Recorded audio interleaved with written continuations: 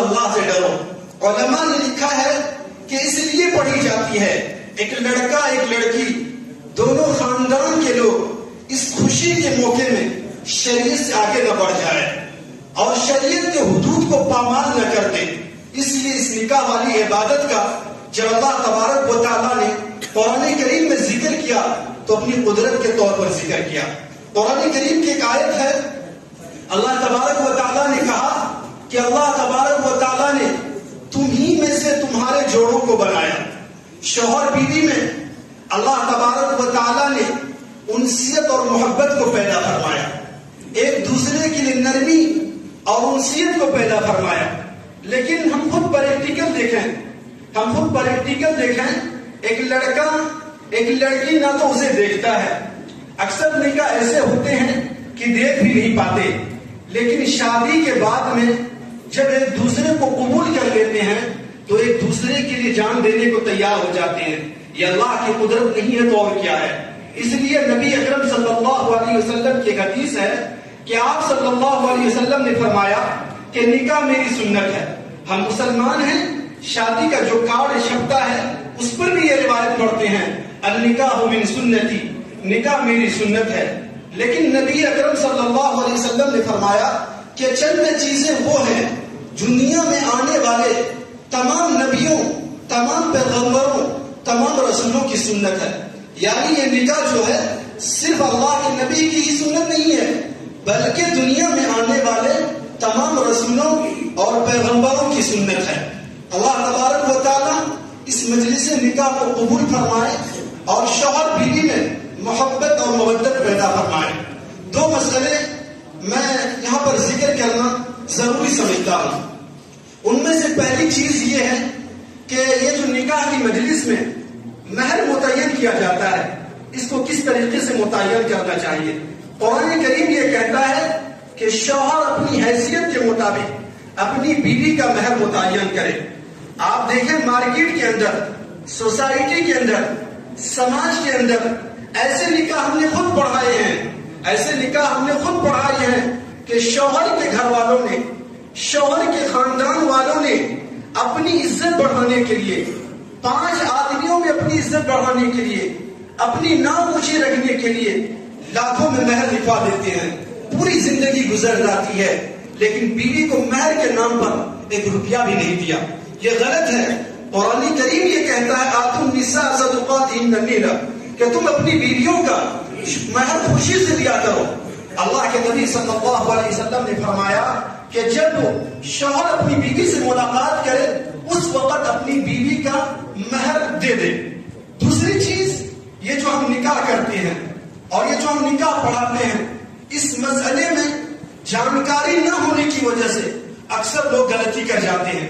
اور وہ غلطی کیا کرتے ہیں کہ لڑکی کا باپ جو لاکھوں روپیہ خرچ کرتا ہے, کیوں خرچ کرتا ہے؟ میں آپ سے پوچھتا ہوں. نکاح کے لیے تو کرتا ہے, لیکن وہ لڑکی کا باپ مجلس نکاح میں اپنے مہمانوں کی ڈیلی کی وجہ سے بیٹھ نہیں پاتا. یہ غلط ہے. اس لیے کہ نبی اکرم صلی اللہ علیہ وسلم نے اپنی بچیوں کے جو نکاح کیے ہیں اس میں خود وکیل بنے ہیں. آپ صلی اللہ علیہ وسلم جو اپنی بچیوں کے نکاح کیے ہیں اس میں خود آپ صلی اللہ علیہ وسلم وکیل بنے ہیں.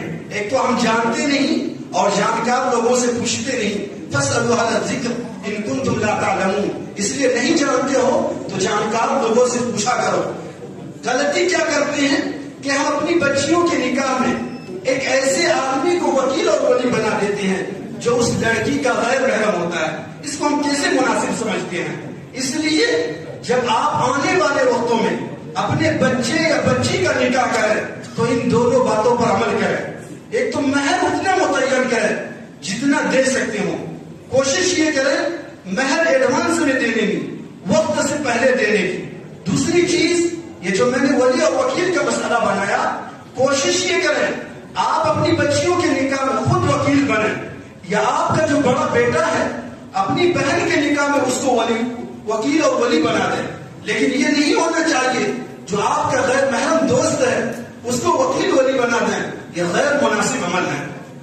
جب نکاح کے اندر ہم شریعت کے خلاف وکیل بنائیں گے, جب ہم نکاح کے اندر شریعت کے خلاف چیزوں کو وجود میں لائیں گے تو نکاح کے اندر کہاں سے برکتیں پیدا ہوگی؟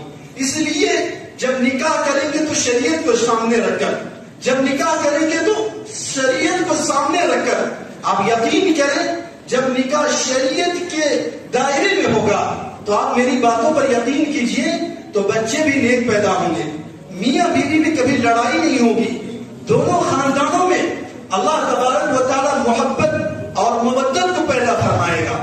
اس لیے آخری بات میں اپنی بات کو ذکر کر کے ختم کروں کہ آپ اللہ تبارک و تعالیٰ کا شکر ادا کریں کہ اللہ تبارک و تعالیٰ نے ہم سب مسلمانوں کو ایک ایسا مذہب، ایک ایسا دین دیا ہے کہ جس نے انگلی پکڑ کر چلنا سکھایا ہے۔ آپ خود یہاں پر دیکھیے نکاح کا جو پروسیس شروع ہوتا ہے وہ رشتے کی بنیاد پر ہوتا ہے۔ ترمذی شریف کی روایت ہے کہ اللہ کے نبی صلی اللہ علیہ وسلم نے فرمایا کہ جب تم اپنے بچے یا بچی کا نکاح کرو تو اس کو رشتہ تلاش کرو تو دینداری کی بنیاد پر تلاش کرو۔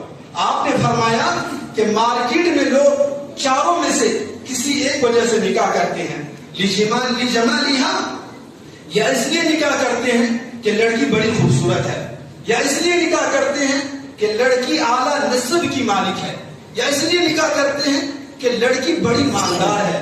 لیکن آپ صلی اللہ علیہ وسلم نے فرمایا تم نکاح کو دینداری کی بنیاد پر کرو، تم نکاح کو دینداری کی بنیاد پر کرو۔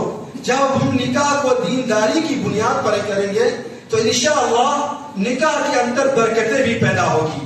اللہ تبارک و تعالیٰ اس مجلس نکاح کو قبول فرمائے اور ہم سب کو نکاح سادگی کے ساتھ کرنے کی توفیق عطا فرمائے۔